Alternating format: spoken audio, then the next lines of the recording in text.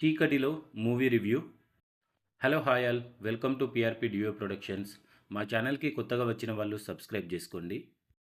ఈ movie Amazon ప్రైమ్లో తెలుగులో streaming అవుతుందండి. సో ఈ మూవీ చూసిన తర్వాత నా ఒపీనియన్ చెప్పాలి అంటే నాకైతే అస్సలు నచ్చలేదు భయ్య.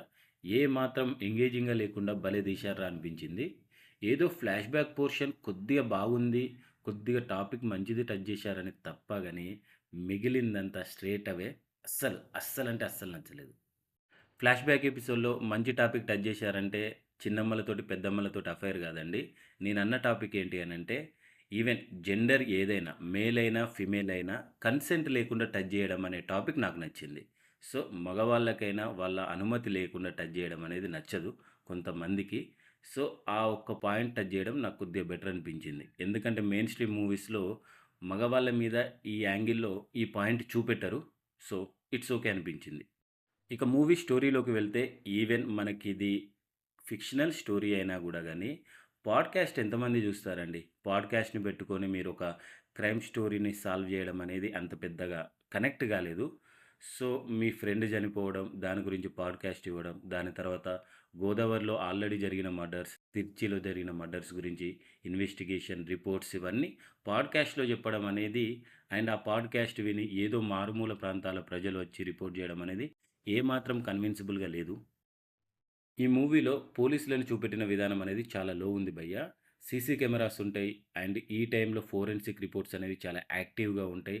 అండ్ చాలా ఎఫెక్టివ్‌గా వర్క్ చేస్తాయి. అవి గూడా పట్టుకొని కరెక్ట్‌గా సాల్వ్ జేయరు. ఓకే. ఒక పోలీస్ సాల్వ్ చేయలేదని ఆయన మీద ఏదో ఒక నింద వేసి పంపిస్తారు. ఇంకో పోలీస్ ఆఫీసర్ వస్తది, ఇషా చావ్లా. ఆమెనే వచ్చి ఏమైనా చేసిందంటే, ఏమీ లేదు. హీరోయిన్‌కి బిల్డప్ ఇవ్వడం, ఆమెను వాళ్ళ టీమ్‌లో అన్‌అఫిషియల్‌గా చేర్చుకోవడం. పోనీ ఆ హీరోయిన్ అయినా ఏమైనా సాల్వ్ చేసిందంటే, ఆమె ఇక క్రిమినల్ నా దగ్గరికొస్తాడా? చూస్తా ఇక పట్టుకుంటా అన్నట్టే ఉంటది తప్ప, ఏ మాత్రం వాళ్ళకి ఇంట్రెస్ట్ లేనట్టు ఉంటది. లిటరల్లీ ఒకానొక సీన్‌లో హీరోయిన్ ఏదో పెద్ద ఇన్వెస్టిగేషన్ జేసొచ్చినట్టు సోఫాలో కూర్చొని ఇలా నిట్టూరుస్తది. సినిమా చూస్తున్న ఆడియన్స్ పరిస్థితి గూడా అంతే అండి. ఇక సాల్వ్ చేయండ్రా, ఆ క్రిమినల్ ఎవడో చూపెట్టండ్రా అనిపిస్తది తప్ప, మనం ఏమాత్రం కనెక్ట్ కాలేదు.